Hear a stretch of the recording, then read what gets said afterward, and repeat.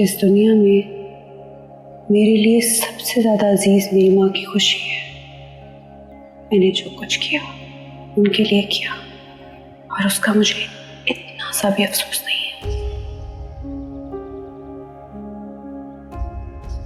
कोई अफसोस नहीं है तुम्हें? नहीं, क्योंकि ना तो मैंने किसी से कोई वादा किया था, ना किसी को झूठी उम्मीद दिलाई थी और ना ही कोई कमिटमेंट की थी। अगर कमिटमेंट की थी तो मैंने खुद से की, उसको मैंने पूरा किया। क्योंकि मैंने मान लिया है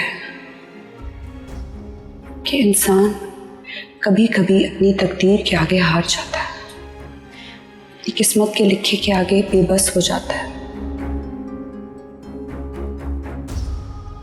इतनी सी भी औकात नहीं रहती उसकी।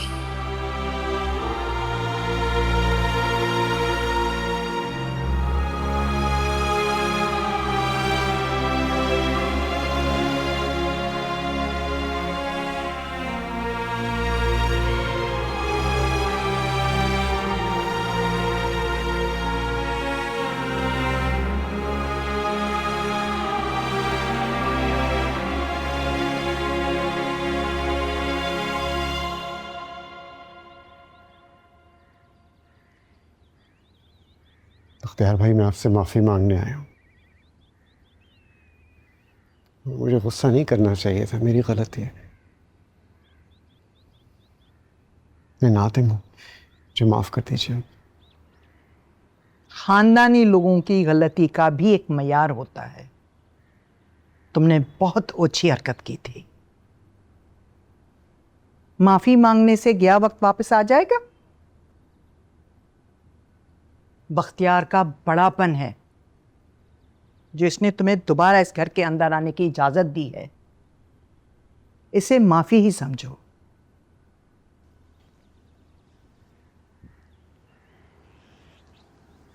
माँ जी, आपका दिल बहुत बड़ा है। आप जो भी फैसला करती हैं बहुत सोच समझ के करती हैं। जहाँ आपने हम माँ बेटे पर इतनी मेहरबानियाँ की हैं, बस एक एहसान और कर दें। क्या कहना चाहती हो? खुलकर बात करो। चाची जान, ये कहना ही चाहिए। आसिम, ये बिस्मा और माजी के बीच की बात है, उन्हें बात करने दो।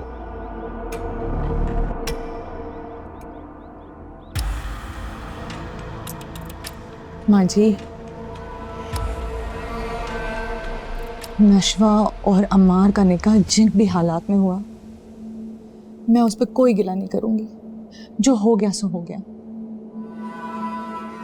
लेकिन मेरा दिल इस शादी पर राजी नहीं। नशवा और अम्मार एक दूसरे के साथ कैसे रह सकते हैं? पूरी जिंदगी उन दोनों ने सिर्फ एक दूसरे से इख्तिलाफ किया।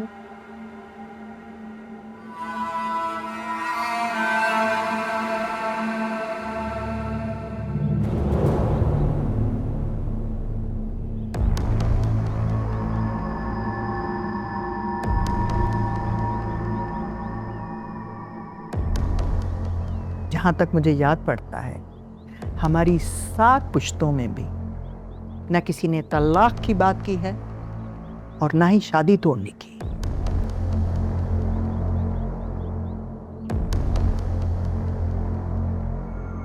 जहाँ तक बात है बच्चों में इख्तिलाफ की, तो तुम और बहसाद भी बहुत उलझते थे। फिर शादी हो गई, 1 साल बाद नशवा आ गई, सब ठीक हो गया। अब भी वैसा ही होगा। तुम्हें फिक्र करने की जरूरत नहीं है। लेकिन चाची जान, नशवा से भी तो कोई पूछे कि उसको क्या चाहिए। अमार से कोई पूछे। बच्चों की इतनी उम्र नहीं है जितना मेरा तजुर्बा है। उन्हें क्या पता अच्छा क्या होता है, बुरा क्या होता है। उसका फैसला बड़े करते हैं। खैर, मेरी नमाज का वक्त हो गया है, मैं चलती हूँ। बख्तियार, मेरे साथ हो, मुझे तुमसे बहुत ज़रूरी बात करनी है। जी माँ जी।